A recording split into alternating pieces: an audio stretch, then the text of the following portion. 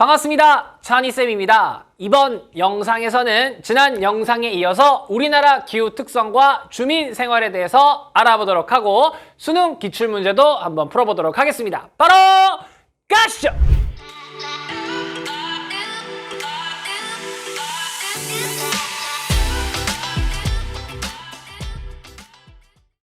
자, 우리나라의 계절의 변화에 대해서 살펴보도록 하겠습니다. 일단 우리나라 기후에 영향을 미치는 기단들이 어떤 게 있는지 살펴보겠습니다. 모르는 단어가 나왔습니다. 기단이라는 단어가 나왔네요. 기단이란 쉽게 설명하면 공기 덩어리라고 생각해 주시면 됩니다.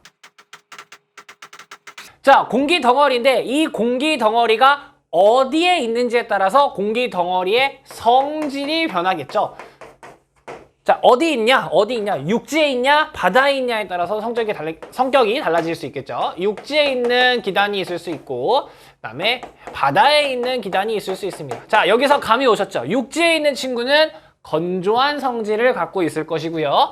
해양, 바다에 있는 친구는 습윤한 성질을 갖고 있을 것입니다. 자, 그 다음 이 친구가 또 어느 위치에 있냐에 따라서 그 온도의 성격도 다를 수 있을 거예요. 고위도 지역에 있다면 훨씬 추운 성질을 갖고 있겠죠. 그리고 저위도에 있는 친구라면 따뜻한 성질을 갖고 있을 겁니다. 우리 이거 그냥 굳이 정리해보자고요. 그러니까 육지에 있으면 건조, 바닷가에 있으면 습윤, 고위도에 있으면 한랭, 춥다 이거죠. 저위도에 있으면 온난하다. 자, 이렇게 정리하고 우리나라에 영향을 주는 공기 덩어리들, 기단이 어떤 게 있는지 살펴볼게요. 자, 일단 시베리아 기단이라는 친구가 있대요. 자, 여러분 시베리아 기단 정말 많이 들어보셨을 겁니다. 우리나라 맨날 겨울만 되면은 우리나라 오늘 시베리아 기단의 영향을 받아서, 우리나라 오늘 시베리아 고기압의 영향을 받아서, 이런 말 진짜 많이 들어봤을 거예요. 시베리아 기단, 시베리아 쪽에 있는 공기 덩어리겠죠. 자, 시베리아 어디 있습니까? 육지에 있는 겁니다. 그리고 우리나라보다 훨씬 고위도에 있습니다. 그러니까 이 공기 덩어리의 성질은 어떻습니까? 한랭, 건조합니다. 춥고 건조한 거죠. 그래서 우리나라에 언제 영향을 줍니까? 겨울에 영향을 주네요. 늦가을부터 초봄까지. 늦가을부터 초봄까지. 자, 그래서 이 시베리아 기단 때문에 4만 4온 현상도 일어난대요. 3번 추우면 4번은 따뜻한 겁니다. 그러니까 우리나라 겨울 생각하시면 딱 맞죠. 우리나라 겨울 생각해보면 엄청 춥다가도 또 잠깐 풀렸다가, 엄청 춥다가도 잠깐 풀렸다가, 이 시베리아 기단이 확장될 때와 작아졌을 때, 그때의 차이가 4만 4온이고요. 그리고 이 초봄, 겨울이 끝나고 초봄이 되었을 때, 그때 시베리아 기단이 일시적으로 확장되면 봄인데도 막 패딩 입고 그러잖아요. 엄청 추운 그때 있잖아요. 그게 뭐예요? 꽃샘추위죠.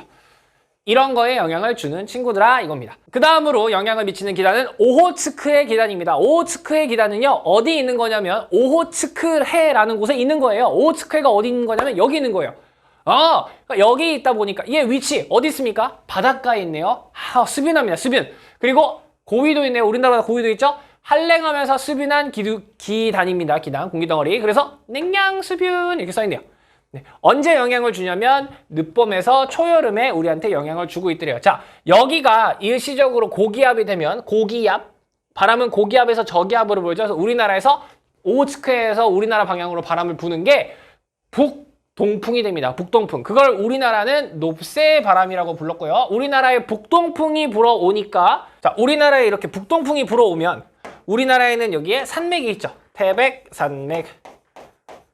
그러다 보니 이 태백 산맥을 넘어서 영동 지방에는 비를 뿌리고, 그리고 여기 영서 지방에는 팬 현상으로 건조해지거나 가뭄이 오거나, 아니면 이 지역에 좀 이른 여름이겠지만 무더위 같은 현상을 주기도 하죠. 팬 현상 때문에요. 그게 높새바람이죠. 높새바람. 그리고 한랭 기단, 이 오호츠크해 기단이 이쪽에 위치하고 있다 보니까 이 오호츠크해 기단하고, 그리고 밑에 있는, 여기 지금 밑에 살펴볼 거지만 따뜻한 이 북태평양 기단이 서로 만나는 곳, 여기가 장마전선이 생기기도 합니다. 그래서 장마전선에 영향을 주기도 한다. 이렇게 써 있는 거고요. 바로 이어서 살펴볼게요. 북태평양 기단입니다. 자, 어디 있습니까? 태평양이네요. 북태평양, 우리나라보다 저위도에 있으면서 바다에 있네요. 그러니까 고온다습한 기단이네요. 자, 그러다 보니까 우리나라 여기 북태평양 고기압이 위치하는 자리, 여기 아주 뜨거운 고기압이잖아요. 뜨겁고 습한 기단이니까 우리나라가 여기서 이렇게 바람이 불어오니까 고온다습하면서 장마전선이랑 그리고 우리나라의 무더위에 영향을 주는 친구가 되겠습니다. 네, 그 다음으로 마지막으로 볼게 적도 기단입니다. 적도 기단, 적도에 있으니까요. 바다에 있네요. 여기 우리나라보다 훨씬 아래쪽에 있는 여기 따뜻한 바다에 있는 곳. 저위도니까 고온다습한 성질을 갖고 있습니다. 고온다습하다 보니까 여기서 어마어마하게 따뜻한 공기가 상승기류를 일으킵니다. 여기서 어마어마한 공기가 상승기를 일으키면서 거대한 소용돌이를 만듭니다. 그게 우리가 아는 태풍입니다. 그래서 이렇게 오는 거죠.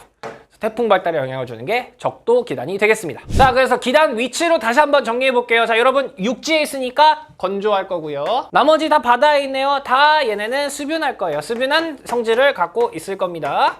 자, 그 다음에 시베리아 기단하고 오호츠크의 기단은 우리나라보다 고위도에 있네요. 얘네는 한랭한 성질을 갖고 있을 것이고요. 반대로 북태평양 기단하고 적도 기단은 우리나라보다 남쪽에 있습니다. 그러니까 따뜻한 온난한 성질을 갖고 있겠네요. 뭐 고온 뭐 다 좋습니다. 자, 그러니까 이 기단들이 영향을 줄 때 그때 우리나라의 기후 현상에 많은 영향을 주더라. 이렇게 체크해 놓으시면 될 것 같습니다. 자, 그래서 교과서에서 정리되어 있는 표를 갖고 와 봤는데요. 그래서 시베리아 기단이 우리나라 겨울에 영향을 주니까 그것 때문에 뭐 폭설이나 한파 같은 현상이 나타난다. 이렇게 정리를 하면 되겠고요. 그리고 건조한 거 됐고요. 오호츠크의 기단이 늦봄에서 초여름에 우리나라에 영향을 줍니다. 특히 우리나라의 북동쪽에 위치하고 있다 보니까 거기서 바람이 불어옵니다. 그래서 높새바람 뭐 이런 것도 영향을 주고, 그 다음 여름에 북태평양 기단 영향이 있습니다. 북태평양 때문에 엄청난 우리나라에 무더위가 오고, 네, 이렇게 되는 거죠. 좋습니다. 이렇게 정리를 하시면 될 것 같네요. 자, 이번에는 우리나라의 계절별 기후 특징에 대해서 살펴보도록 하겠습니다. 자, 이 파트는요, 솔직히 한국지리 하면서 학생들이 가장 좋아하는 파트예요. 공부 안 해도 다 맞을 수 있다고 생각하니까.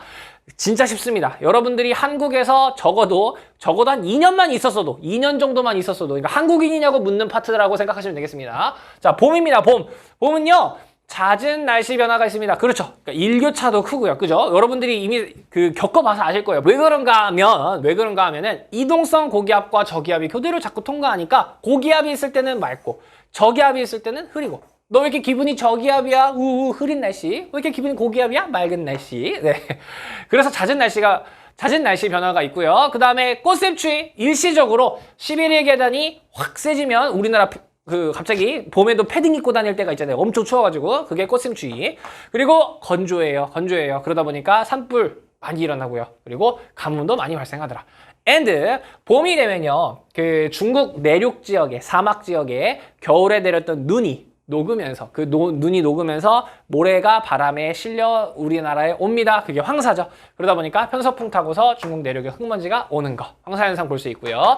그다음 오호츠크의 기단이 영향을 주는 늦봄, 그리고 초여름쯤이 되면은 북동풍 영향을 받아가지고 북동풍 높새바람이 불다 보니까 그때 팬 현상에 의해서 서쪽 서면 어디입니까? 영서지방이죠. 영서지방은 고온 건조해진다. 네.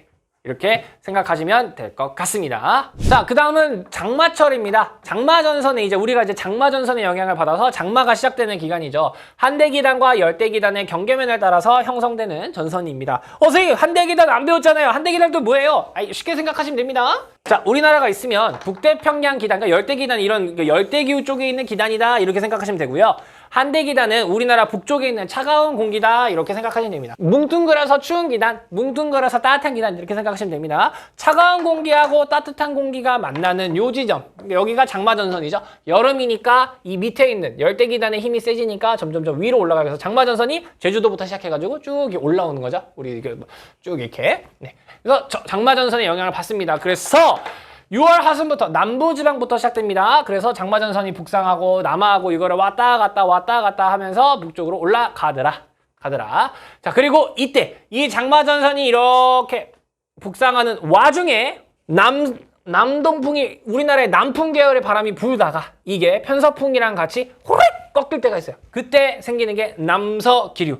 남서기류가 발생했을 때 그때 우리나라에 집중호우가 많이 내리더라. 여러분 기억나시죠? 지난 영상에서 우리나라에 집중호우 많이 오는 건 한강의 중상류 지역이었습니다. 한강의 중상류 지역. 여기에 엄청난 집중호우를 뿌렸었던 거 체크해 주시기 바랍니다. 자, 그리고 이제 한여름이 됩니다. 한여름에는 남고 북저형의 기압 배치가 나온다고 합니다. 자, 우리나라 잠깐 그려볼게요. 다시. 자, 남고 북저래요. 여러분, 바람은 어디서 어디로 붑니까? 고기압에서 저기압으로. 남쪽에서 북쪽으로 분다는 거죠. 남쪽에서 북쪽으로 분다는 얘기니까 우리나라가 여기 북태평양에 있는 기단의 영향을 받는 기간이구나 생각하면 되겠죠. 그러니까 한여름이구나. 한여름 어마어마하게 덥죠. 고기야. 무더위.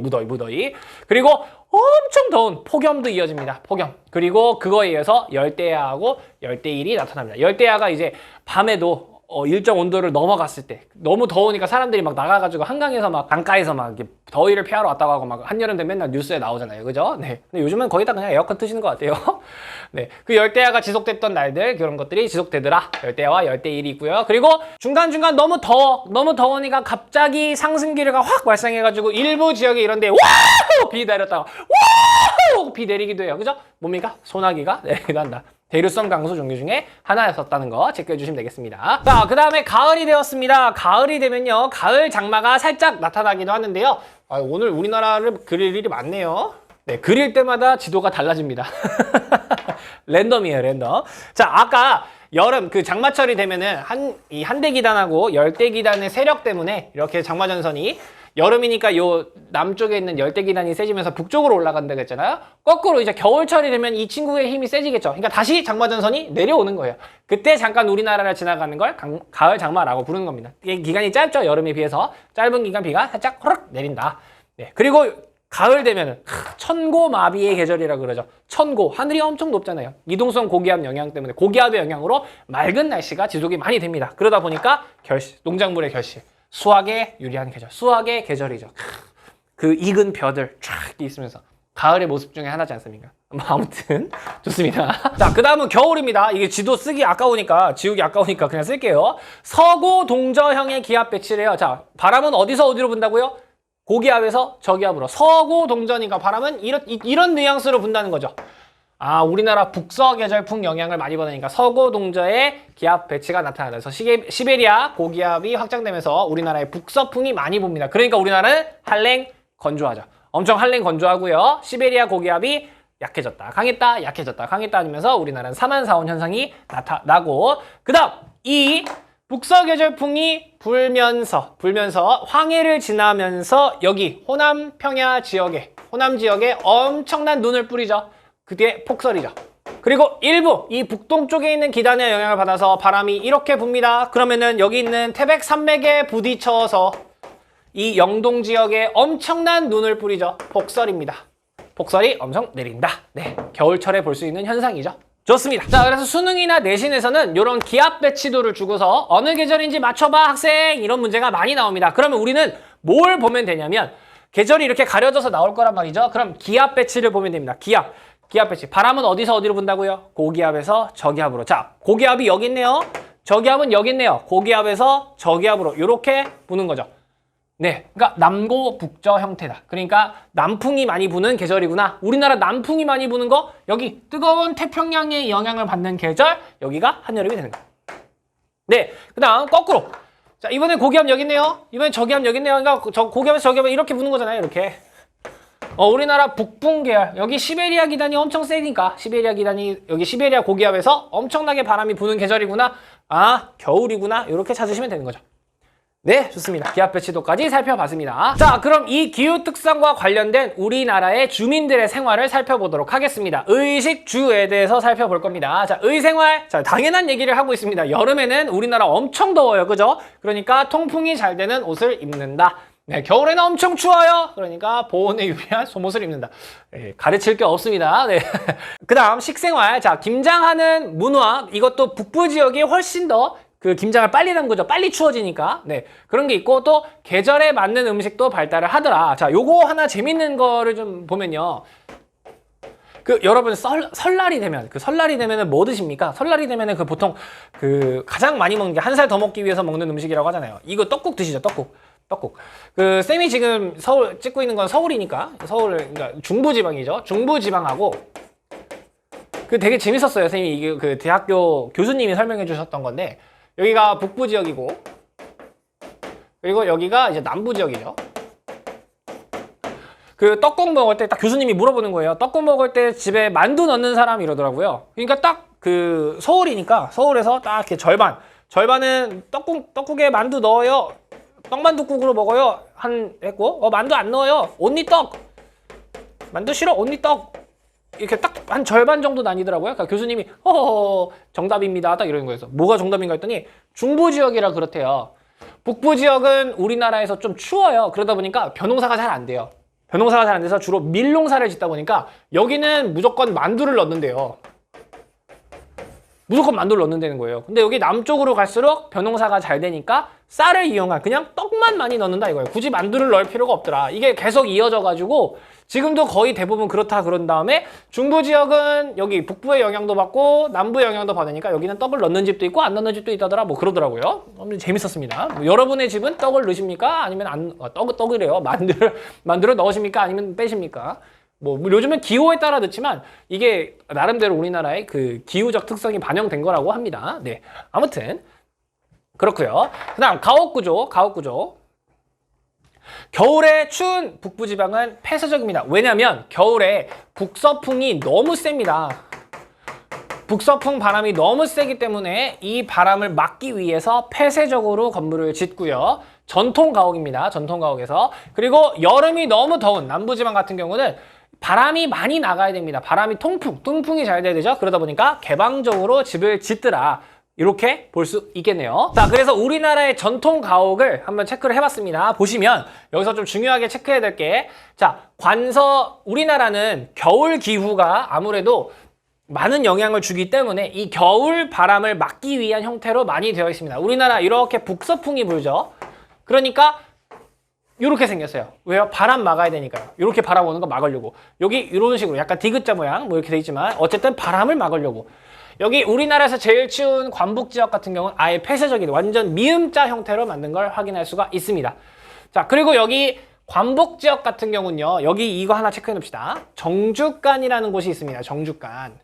너무 춥다 보니까 외부에서 생활하기가 쉽지 않은 거예요. 그래서 아예 집 안에 활동할 수 있는 공간을 마련해 놓은 겁니다. 그게 정주간입니다. 너무 추워서 생긴 곳 이렇게 생각하시면 되겠습니다. 자, 그 다음에 남부형, 여기 남부지방을 보시면요. 이 대청마루라고 들어보셨죠? 개방적인 마루가 엄청 크게 돼 있다. 왜냐면 너무 더우니까 이런 식으로 돼 있다는 거 체크해 놓으시면 될 것 같습니다. 자, 그 다음에는 강수와 주민생활입니다. 네. 자, 강수 비와 관련된 거죠. 비, 눈과 관련된 거. 수리시설, 여름에는요, 우리나라의 강수량이 엄청나게 집중되어 있습니다. 그리고 봄에는 건조해요. 겨울에도 비가 안 와요. 그러다 보니까 우리나라에는 댐, 저수지 보 같은 게 굉장히 많이 설치가 되어 있죠. 네, 체크해 주시면 되겠고요. 그 다음, 홍수가 잦은 곳에서는요, 자꾸 내 집이 잠기면 안 되니까 내 집이 원래 이렇게 땅에 있었으면 여기가 자꾸 비가 와서 잠기면 안 되니까 여기서 터를 높여서 요렇게 집을 짓는 거예요. 이런 걸 터도듬집이라고 합니다.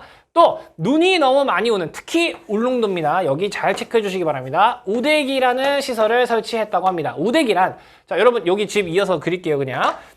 그냥 이렇게 내가 집을 지으면 울릉도는 눈이 엄청 많이 온단 말이에요. 눈이 쌓이면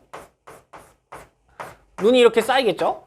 자, 문을 열고 나갈 수가 있나요? 못 나갑니다. 생활 공간이 만들어지지 않아요. 그래서 이 울릉도 주민들은 어떻게 한 거냐면 집을 만들 때 여기 이렇게 천막은 아니고요. 이렇게 새끼를 꽈가지고 이렇게 천막 형식으로 이거 천막이라고 해야 되나? 뭐라고 해야 되나? 이렇게 착 내려오게 해놓으면 눈이 오면 이렇게 눈이 여기 쌓이겠죠. 이렇게 이런 식으로 쌓일 거예요. 그러니까 사람이 문을 열고 나가서 생활할 수 있는 공간이 조금 생기죠. 생활할 수 있는 공간이 조금 생기니까 이 생활 공간을 마련하기 위해 만든 시설 우대기입니다. 우대기. 네. 자, 그다음 서해안의 소우지 지역은요. 비가 안 오니까 그리고 여기에 밀물 썰물이 많이 크니까요. 갯벌이 많이 드러나니까 그걸 이용해서 천일 제어업 네, 염전이죠, 염전. 이런 것들이 발달하기도 했다라는 거 체크해 놓으시면 되겠습니다. 자, 울릉도의 가옥 구조 한번 보시면요. 자, 우대기라고 해가지고 내가 이렇게 살고 있는 곳 바깥에 완전히 이렇게 덮어가지고 여기 이런 데 이렇게 생활 공간이 마련된 거예요. 눈이 오면은 요 바깥에 쌓이게 해가지고 안쪽에 생활 공간을 만든 것. 그게 우대기라고 한다라는 거 이렇게 체크해 주시면 되겠고요. 자, 이거 나온 김에 제주도까지 좀 살펴보고 갈게요. 자, 우리나라는요, 겨울에 너무 춥다 보니까 온돌이라는 문화가 발달했습니다. 온돌이란 말 들어보시죠? 온돌이 뭡니까? 부엌에서 아궁이에 불을 떼가지고 그 열기가 방까지 전달되는 거잖아요. 그러다 보니까 우리나라는 부엌이 이렇게 실내에 있어요. 부엌이 이렇게 실내에 있어요. 왜냐면 이 열기가 안으로 가야 되니까요. 부엌이 이렇게 연결이 돼 있어요. 그런데 제주도만 부엌이 따로 떨어져 있어요. 왜냐면 굳이 온도를 쓸 필요가 없거든요. 그렇게까지 춥지 않거든요. 제일 따뜻한 곳이니까. 네, 그러다 보니까 이렇게 따로 떨어져 있다는 거. 그래서 정지라고 합니다. 정지. 네, 그래서 제주도만 조금 다른 형태가 나타난다는 거 체크해 주시면 될 것 같습니다. 기온하고 강수 살펴봤고요. 마지막 바람입니다. 바람과 주민생활입니다. 자, 우리나라 바람 계절풍의 영향을 받고 있죠. 자, 우리나라 여름에는 남풍 계열이 불고요. 겨울에는 북서풍이 많이 불고 있습니다. 그러니까 북풍 계열이 많이 오고 있습니다. 그래서 우리나라는 남향으로 많이 되어 있습니다. 남향의 지부로 되어 있습니다. 그래서 한랭한 겨울 계절풍 맞고요. 일사량도 많이 받으려고 합니다. 그러니까 여러분들이 그 대학교를 가시거나 아니면 뭐 이제 뭐 집을 구할 상황이 된다면 제일 중요한 게 저 남향입니다. 남향. 햇빛이 잘 들어야 되고 그 우리나라가 또 배산 임수에 했던 이유가 이 북풍을 막으려고 한 거죠. 예, 그래서 남향인 집이 굉장히 중요합니다. 네. 그 자취방이나 뭐 나중에 이렇게 집을 구하실 때 남향인지 아닌지 꼭 체크하셔야 됩니다. 그 스마트폰 그 나침판 어플이라도 다운받으셔가지고 북풍인 집에 하면요 빨래가 안 말라요. 빨래도 안 마르고 환기도 잘 안 되고 신기합니다. 남향인 집이 중요해요. 아무튼 네 그렇고요. 그다음 제주도는 바람이 굉장히 많이 붑니다. 삼다도라고 부르죠. 바람이 정말 많이 부는데 그 바람 대비해가지고 지붕 날아갈까봐 지붕 날아가면 안 되니까 풀로 새끼를 꼬아가지고 그물처럼 이렇게 엮으면 그런 형태의 전통 가옥이 나타나고요. 그리고 호남 지방에 눈 바람 많이 붑니다. 눈 많이 오고 바람 많이 불어요. 그래서 까대기라는 시설을 만들어서 눈이 집 안으로 안 들어오게 하려고 하는 시설이 있다고 합니다. 이렇게 체크만 해놓으시면 될 것 같습니다. 자, 기후의 마지막 파트입니다. 기후가 경제 생활에 어떤 영향을 미치는지 하는 건데요. 자, 이거는 역시 한국인이냐 물어보는 겁니다. 이게 그냥 읽고 넘어가면 되는 파트입니다. 자, 날씨와 경제 생활. 자, 제조업은요. 원자재 구매나 뭐 생산 출고하는 걸 날씨 정보를 활용한다고 합니다. 당연한 얘기입니다. 여러분 아이스크림은 어느 계절에 많이 팔리겠습니까? 여름에 많이 팔리겠죠. 네. 가끔 그런 뉴스도 나오잖아요. 가끔 뭐 이상 기온이나 이런 걸로 해서 갑자기 더워지면 아이스크림 판매량이 뭐 급증했습니다. 뭐 이런 말 나오잖아요. 그런 거고요. 그다음에 뭐 그 보일러나 아니면 에어컨 파는 것도 딱 그 계절에 맞춰서 팔죠. 네, 그런 거 얘기하는 거고요. 그다음 서비스업 역시 상업에 따라서 날씨에 따라 진열 및 판매 상품이 달라진대요. 당연한 얘기고요. 택배 및 운송 서비스업은요 날씨에 따라 배달 소요 시간이 달라진대요. 비 오고 눈 오는 날 배달의 민족 시키면 배달 기사님들이 싫어하십니다. 그거 얘기하는 겁니다. 그죠? 그다음 기후와 경제생활입니다. 우리나라는요 벼농사가 많이 발달해 있습니다. 여름철에 고온 다습한 기후이기 때문에 벼가 자라기 아주 좋은 날씨죠. 그래서 우리의 주식이 벼쌀입니다. 그죠? 자, 그다음 그루가리를 하고 있죠. 자, 그루가리 뭔지 미리 좀 체크해 놓으실 필요가 있습니다. 그루가리란 한 지역에가 어떤 이런 지역이 있겠죠. 여기서 농사를 지어요. 예를 들어 벼농사를 지었대요. 자, 여러분 벼농사 언제부터 언제까지 짓습니까? 우리가 이렇게 1월부터 12월까지 1년에 이렇게 과정이 있다고 하면 벼농사는 보통 한 5월에서 6월쯤 모내기를 하고요. 그리고 한 10월쯤 수확을 하죠. 여기가 이제 생육기라고 하죠. 벼의 생육기간이에요. 자, 그러면 여러분이 땅 주인이에요. 이 농장에서요. 벼농사를 이때 동안 지어요. 이렇게 벼농사를 짓는단 말이죠. 그럼 여러분이 땅 주인인데 요 기간 지금 10월에서 12월 그리고 1월에서 한 4월 요 정도 기간 이 정도 기간은 땅이 놀고 있는 거잖아요. 따지고 보면 네 그럼 우리가 인간이니까 인간은 이런 걸 효율적으로 쓰기를 원하잖아요. 이때 벼는 안 자라요. 우리나라에서 벼가 자라진 않은 이 날씨에는 벼를 못 버티니까 한랭 건조하니까 우리나라 겨울은 그럼 이때 버틸 수 있는 친구가 뭔가 봤더니 주로 맹류가 좀 잘하더라 이거예요. 맹류가 여러분 뭐냐면요. 밀이나 보리 이런 걸 얘기하는 거예요. 밀이나 보리. 그래서 우리나라 남부지방, 호남 지역에서는요. 따뜻하죠. 호남 지역이 그나마 좀 따뜻한 거 평야 지역이잖아요. 그래서 벼농사를 짓고 남은 기간에 여기 이렇게 보리를 심는 거예요. 보리를. 그러면은 남는 기간에 보리하고 다시 벼 키우고 또 남는 기간에 보리하고 이런 식으로 하는 거죠. 한 농장 지역에서 두 개 이상의 그 농작물을 재배하는 걸 그루가리라고 합니다. 혹은 이기작이라고도 해요. 이기작. 두 개의 작물을 한다 이거예요. 두 개의 작물을 한다. 네, 그래서 남부지방에 겨울철에 그나마 좀 따뜻한 걸 이용해서 이렇게 하는 걸, 이런 걸 그루가리라고 합니다. 그루가리.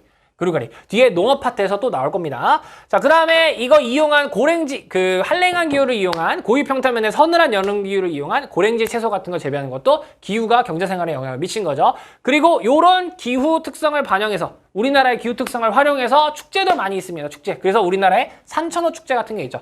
그리고 뭐 빙어 축제, 얼어붙은 딱 강호수 이런 데서 빙어 낚시하고 막 이런 거 있잖아요. 그런 것도 기후를 이용한 활동이다. 이렇게 보시면 되겠네요. 좋습니다. 이렇게 해서 기후 파트가 모두 끝이 났고요. 기출문제 한번 풀어보도록 하겠습니다. 문제 띄워드릴 테니까요. 한번 풀어보시기 바랍니다. 문제 나갑니다.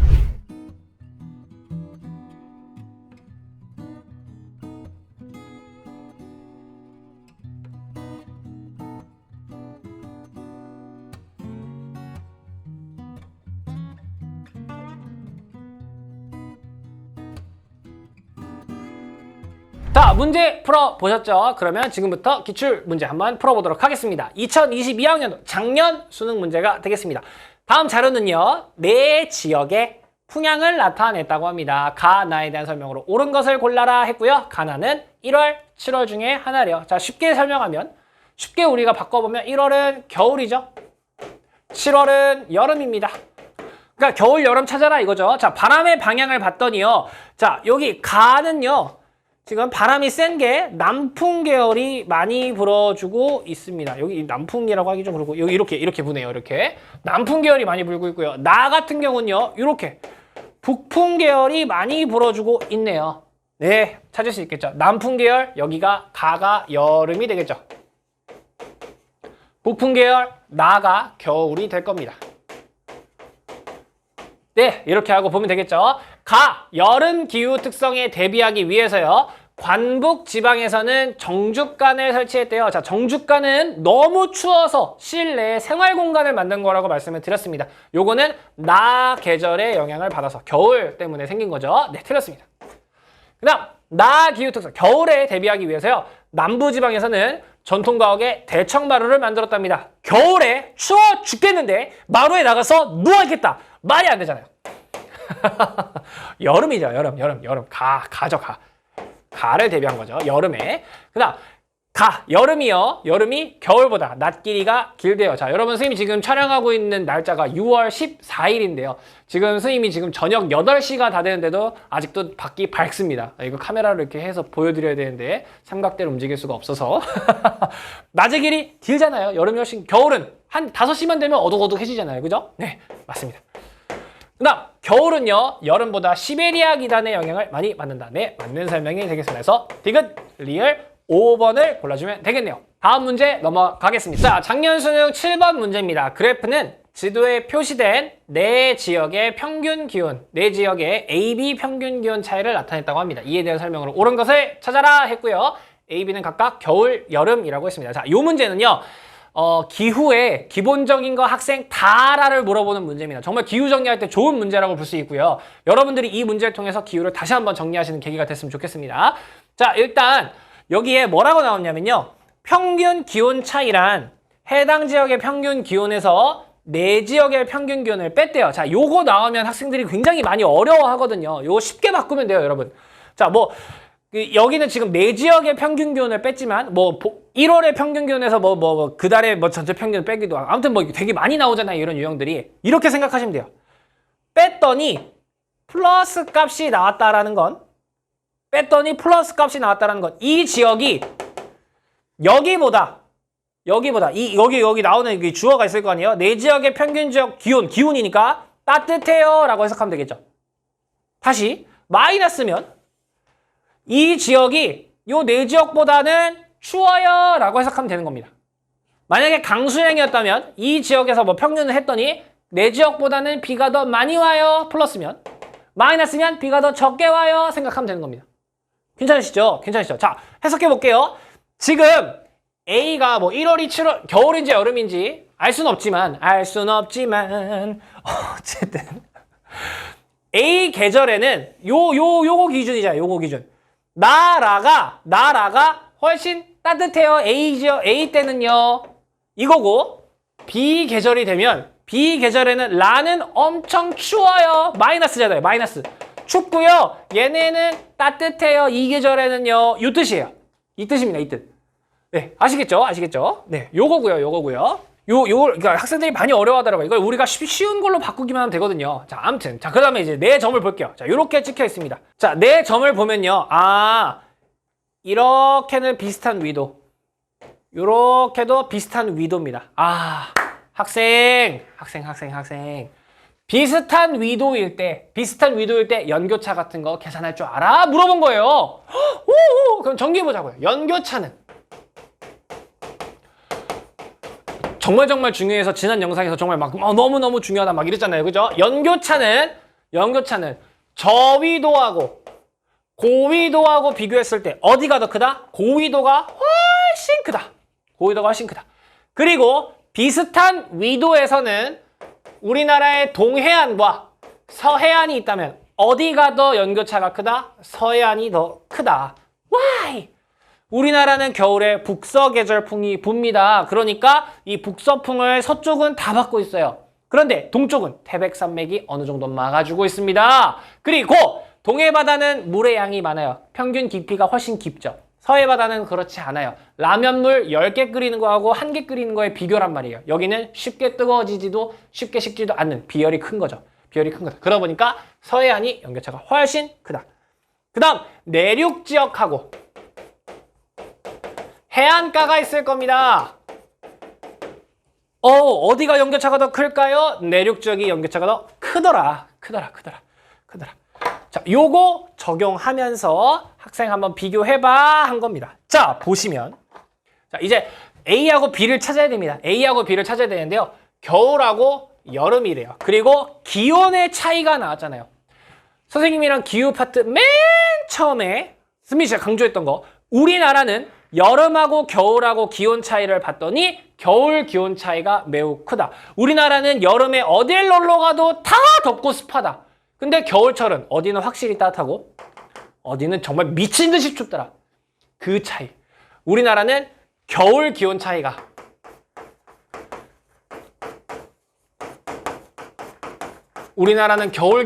매우 컸습니다. 매우 컸습니다. 자, 우리나라는 겨울 기온 차이가 엄청 크다라는 걸 갖고 그래프에 이제 적용하는 겁니다. 자, 봤더니요. 이 세로축에서 가장 큰 차이가 나는 건 가하고 라예요. 그죠? 이게 어느 정도 차이냐면 한 칸, 두 칸, 세 칸, 네 칸 좀 넘게 이 정도 차이 나는데 가로를 보면 가로에서 제일 차이 나는 거 한 가하고 나인가요?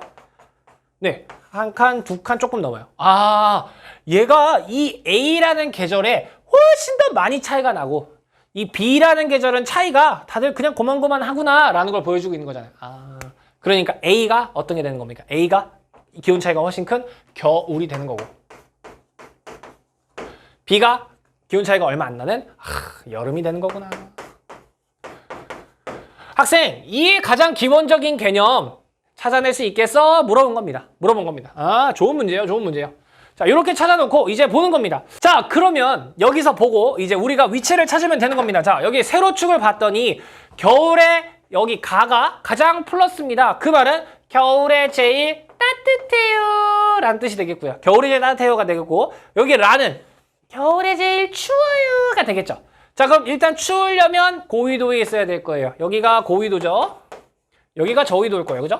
고위도가 더 춥겠죠. 춥고 동안과 서안 비교했을 때 어디가 더 추워요? 북서계절풍을 바로 받는 서안이 더 추워요. 그래서 제일 추운데 여기가 라가 되겠고 동안하고 따뜻해요. 겨울에 제일 따뜻해요. 겨울에 따뜻하다? 서안하고 동안하고. 이거 물론 좀 안쪽에 찍혀서 서울입니다만 동안과 서안으로 비교해보자고요. 겨울에 북서계절풍은 여기는 그대로 받지만 여기는 태백산맥이 막아준다. 그러니까 제일 따뜻해요가 여기 가가 되겠네요. 여기네요. 여기가 가가 되겠네요. 자, 그럼 여기 두 지역인데 여기 두 지역은 겨울 기온 차이가 비슷하네요. 그럼 뭐 보고 찾으라 이거예요? 학생, 여름 기온 보고 찾아 이거죠. 나가 여름에 제일 더워요죠. 플러스 값이니까. 플러스 값이 제일 많으니까. 여름이 그나마 나가 제일 더워요 이거잖아요. 그럼 제일 더우려면 고위도하고 저위도 중에 여기죠. 그리고 서안이네요. 아, 여기가 제일 춥구나. 덥구나. 나가 되겠죠. 그럼 나머지 여기가 다가 되겠죠. 이렇게 찾는 거네요. 이렇게 찾으라 이거였네요. 아, 좋습니다. 자, 이렇게 하고 한번 보겠습니다. 가는 여기네요. 가라 중 가장 동쪽에 있대요. 맞네요. 가장 동쪽에 있네요. 맞는 설명입니다. 그 다음 나와 라 간의 강수량 차이는 학생! 강수량 차이 알아? 물어본 거예요. 강수량 차이. 그럼 강수량 나와 라입니다. 나는 우리나라 여기 한강의 그 중상류 지역, 서울이 여기죠. 여름 강수 집중률 엄청 높은 곳이고요. 그 다음 라는요. 북한의 여기 평야 지역입니다. 대동강 하류 지역, 소우지입니다. 소우지. 나와 라의 연 강수량 차이 엄청 클 거예요. 그죠? 가와 나, 여기죠. 여기 나의 차이보다 크다. 그러니까 훨씬 크겠죠. 맞네요. 그 다음 다와 라의 겨울 평균 기온 차이는 다와 라 간의 겨울 평균 기온 차이는 가와 나 간의 겨울 평균 기온 차이보다 요거 보고 찾는 거죠. 자, 해볼게요. 다와 라니까요. 다와 라. 요거예요. 여기부터 여기까지 한 칸, 두 칸 조금 넘는 겁니다. 여기 두 칸 조금 넘어요. 그 다음에 가와 나는요. 파란색으로 할게요. 가와 나는 두 칸 좀 안 돼요. 두 칸 언더예요. 두 칸 언더인데 얘가 더 크대요. 맞네요. 자, 그럼 학생 기온의 연교차. 기온의 연교차. 이거 정리해봐 했어요. 제일 큰 곳 라겠죠. 겨울 기온도 제일 춥고 한 곳. 라 맞을 거예요. 그 다음이 가래요. 가 여기 우리나라 동해안인데? 우리나라 동해안이 이런 데보다 연교차가 더 작잖아요. 틀렸습니다. 그래서 기억, 니은, 디귿 4번을 고르면 되겠습니다. 그러니까 자료가 막 어려운 건 아니었지만 이게 지금 강수량도 물어보고 위도도 물어보고 겨울 기온 차이 뭐 이런 것도 계산해보고 연교차까지 물어보고 있는 기후 종합 문제라고 보시면 됩니다. 일단 우리가 지금 풀 때는 아이고 엄청 어렵네 라는 수준은 사실 아니지만 수능 현장에서는 사실 이게 좀 어렵게 느껴졌을 겁니다. 네. 하지만 굉장히 좋은 문제라는 것을 우리가 여기서 기후 전체적으로 정리할 수 있었다는 거 체크하시면 되겠습니다. 다음 문제로 넘어가 볼게요. 자, 다음 문제는 작년 9월 모의평가 20번 문제입니다.